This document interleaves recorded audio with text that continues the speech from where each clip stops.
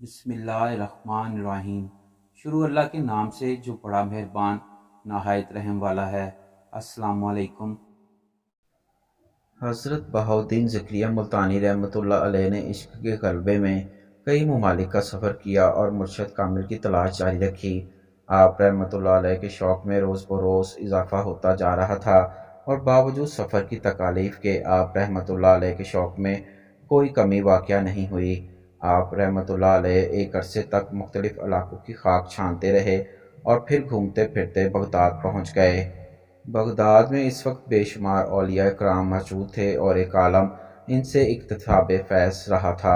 Baghdad اس وقت علوم ظاہر باطن کا ایک بہت بڑا مرکز تھا اور طالب راہ حق یہاں آ کر اپنی منزل مقصود پا لیتے تھے۔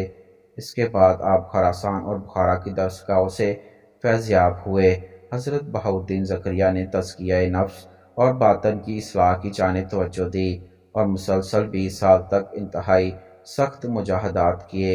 ایک بار کسی مرید نے شیخ الاسلام حضرت بہاؤالدین زکریا ملتانی رحمۃ اللہ علیہ کی خدمت میں عرض کیا کہ حضور اپنے مجاہدات کا کوئی واقعہ بیان کیجیے۔ شیخ الاسلام حضرت بہاؤالدین زکریا رحمۃ اللہ علیہ بتانے سے گریز کیا، مگر جب اس کا اصرار بہت زیادہ بڑھا تو آپ رحمۃ اللہ علیہ نے فرمایا، فقیر کے لیے مجاہدے اور ریاضت کی کیفیت بیان کرنا مناسب نہیں، اس سے غرور کا اظہار ہوتا ہے۔ دوسری جانب طالب کو خطرہ لاحق ہوتا ہے کہ کہیں اس کی محنت برباد نہ ہو جائے۔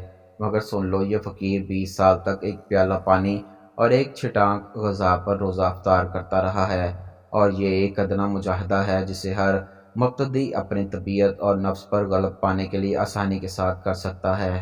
اس کے بعد حج کی نیت سے اللہ پاک کی جانب روانہ ہوا۔ یہ مجاہدہ تو محض ابتدائی مجاہدہ ہے، حالانکہ مردان خدا تو 70 برس تک اپنی نفوس کو آب و طعام کے نزدیک بھی نہیں پھٹکنے دیتے، اور اس کے شب و روز کے بعد اطاعت خدا بندی میں ہم مقید رکھتے ہیں۔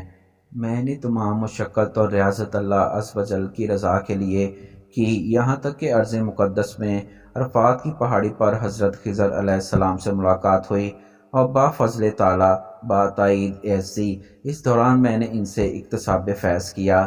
اس کے بعد میں نے نیا احرام باندھا اور سوئے مدینے کی جانب چلا اور وہاں حضور نبی کریم صلی اللہ علیہ وآلہ وسلم کے روضہ پاک پر حاضر ہوا اور 5 برس تک میں مدینہ منورہ میں مقیم رہا اور سرور کائنات تاجدار انبیاء کے قدموں کی خاک کے صدقے میں انوار خدا بندی کا ظاہری اور باطنی مشاہدہ کرتا رہا۔ عباسی خلیفہ ابو جعفر منصور نے امام ابو حنیفہ رحمۃ اللہ علیہ کو قاضی القضاء بنانے کی پیشکش کی، مگر آپ رحمۃ اللہ علیہ نے اس سے انکار کر دیا۔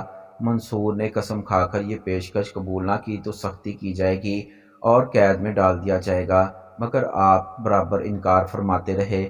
چنانچہ آپ کو کوفہ سے بغداد لا کر قید کر دیا گیا اور روزانہ بھرے بازار میں لا کر کوڑے لگانے کا حکم بھی ہوا۔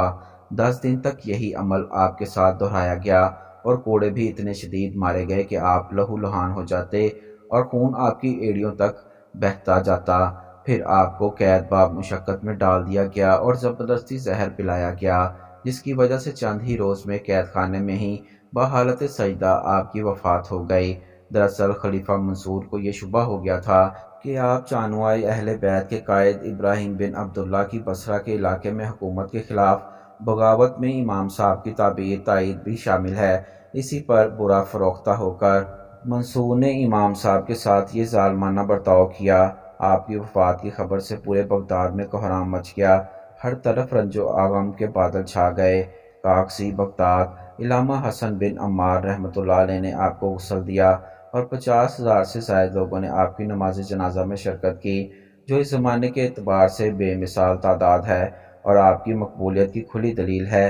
مجمع کی کثرت کی وجہ سے 6 مرتبہ جنازے کی نماز پڑھی گئی۔ آپ نے مرنے سے پہلے ایک وصیت کی تھی کہ مجھے کسی ایسی جگہ دفن نہ کیا جائے جس کے غصب ہونے کا شبہ ہو۔ چنانچہ بغداد مقبرہ خیزان میں آپ کی تدفین ہوئی۔ آپ کی وفات کا واقعہ سن 150 ہجری میں پیش آیا۔ اس وقت آپ کی عمر 70 برس تھی۔